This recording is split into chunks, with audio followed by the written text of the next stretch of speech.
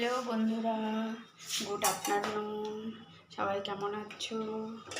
ভালো আছো আশা করছি। আমিও ভালো আছি। আমি এখন ভাত রান্না করছি। দেখো আমি যা যা করছি কিনা সবই তোমাদের সঙ্গে শেয়ার করছি। এটার মধ্যে আমি আমার ছোট ছেলের খাবার রান্না করছি।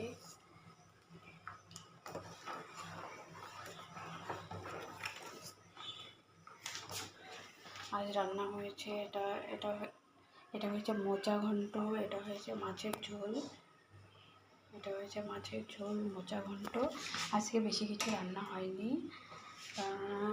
যে রান্না করেছে যে তার একটু অসুবিধা আছে, খুব সেটা তাড়াতাড়ি চলে গেল, তো সেই জন্য আজকে বেশি কিছু রান্না হয়নি, খুবই অল্প কিছু রান্না হয়েছে। খুব গরমও পড়েছে, এত গরমে সবার শরীরও খারাপ, তো সেই জন্য বেশি